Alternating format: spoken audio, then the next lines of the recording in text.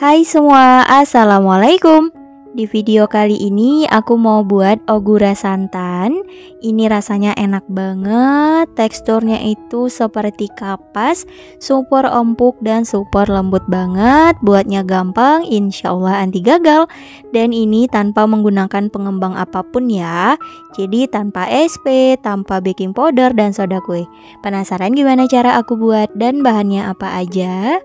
Yuk simak videonya hingga selesai. Oke, untuk langkah pertama siapkan 4 butir kuning telur, kemudian tambahkan 1 bungkus santan instan kemasan 65 ml, kemudian susu kental manis sebanyak 2 bungkus, kurang lebih 80 gram. Kalau udah, tambahkan juga garam seperempat sendok teh, minyak goreng sebanyak 6 sendok makan. Jadi ini aku pakai takaran sendok aja biar teman-teman di rumah bisa lebih gampang. Oke, kalau udah lanjut kita aduk pakai balon whisk hingga tercampur rata. Oke, ini udah rata. Kemudian kita tambahkan tepung terigu protein rendah sebanyak 75 gram, setara kurang lebih 7,5 sendok makan. Nah, ini kita bagi ke dalam 2 tahapan ya, untuk mempermudah mencampurkannya. Oke, ini sisanya.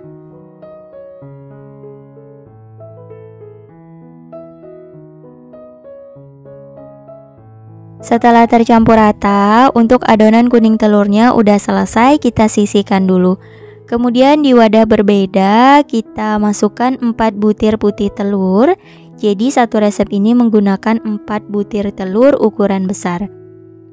Oke, kalau udah kita siapin gula pasir sebanyak 75 gram, kurang lebih 5 sendok makan. Ini kita sisihkan dulu. Kemudian perasan jeruk lemon sebanyak 1 sendok teh. Pakai jeruk nipis juga bisa. Dan lanjut kita mixer. Untuk pertama kecepatan rendah dulu aja ya, hingga adonannya berbusa.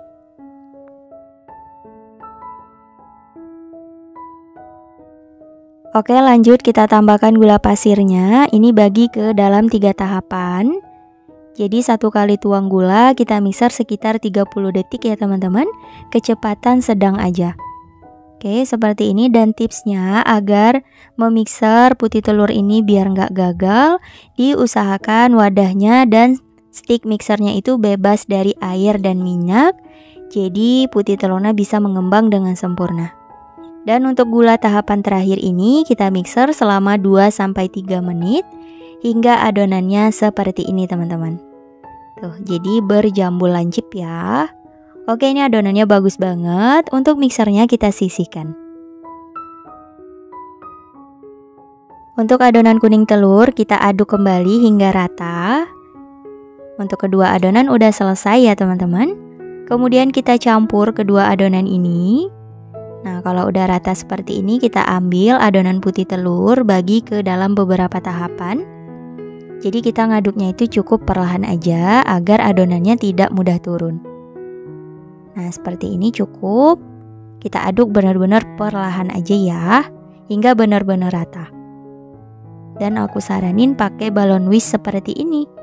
Karena kalau kita aduk pakai spatula sih bisa teman-teman. Tapi kalau kita baru pemula, aku lebih sarankan pakai balon whisk seperti ini. Oke, kita putar-putar perlahan aja. Tuh, bener-bener pakai hati nih teman-teman, nggak bisa terlalu keras. Tuh, oke, lanjut kita tambahkan putih telurnya.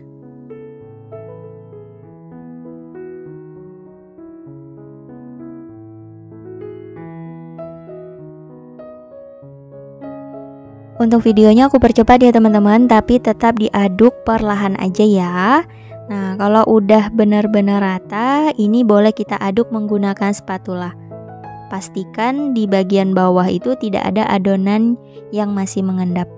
Dan mengaduknya pun juga cukup perlahan aja seperti ini. Dan langsung aja kita campurkan ke adonan putih telurnya ya. Diusahakan tidak menimpa adonan putih telur, jadi dikasih ruang gitu. Nah, kira-kira seperti ini. Kita tuang semuanya.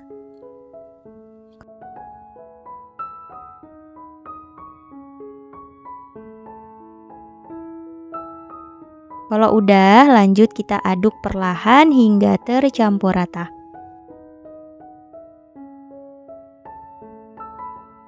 Aku rasa udah tercampur rata. Untuk balon wisnya boleh disisihkan ya, kita bersihkan dulu.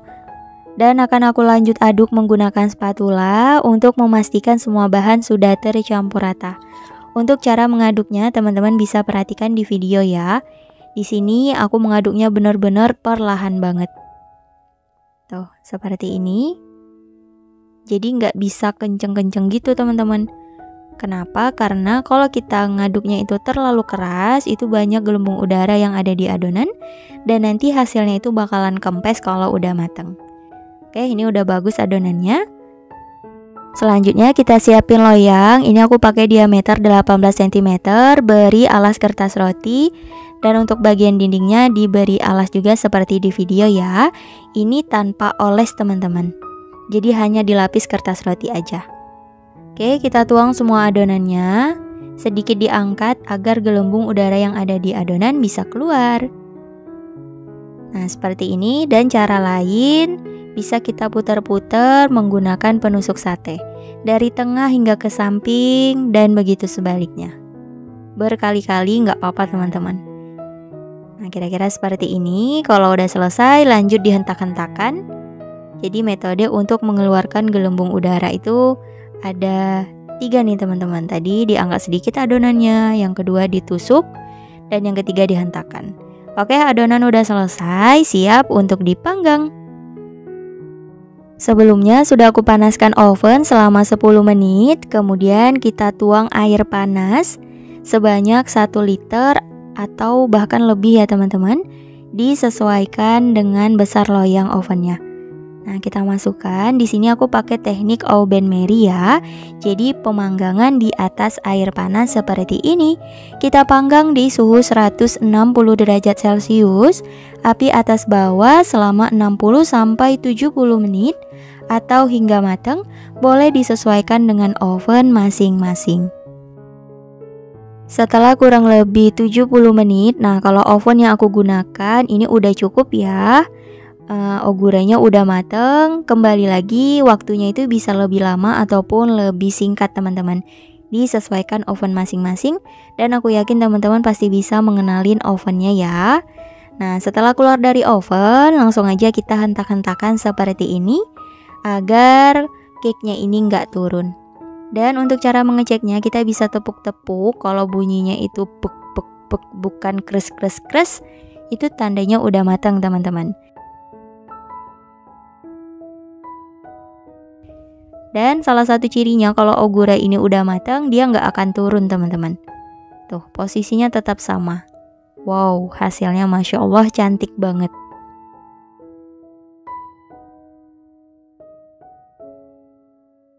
Tuh, menul-menul.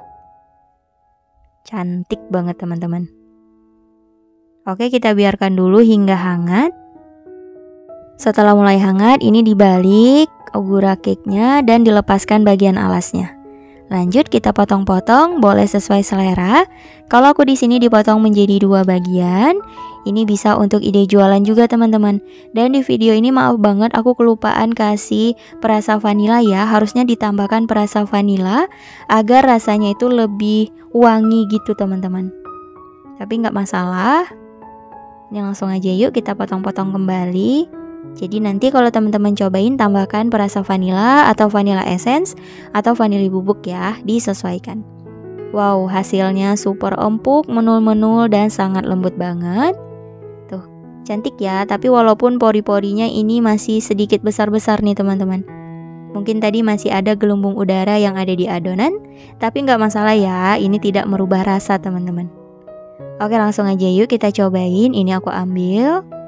Tuh, menul banget. Super lembut teman-teman. Ringan seperti kapas. Aku cobain. Bismillahirrahmanirrahim. Enak banget, manisnya pas, ada rasa gurihnya, dan ini beneran ringan dan super lembut banget. Teman-teman harus cobain juga ya. Semoga berhasil dan semoga suka sama rasanya.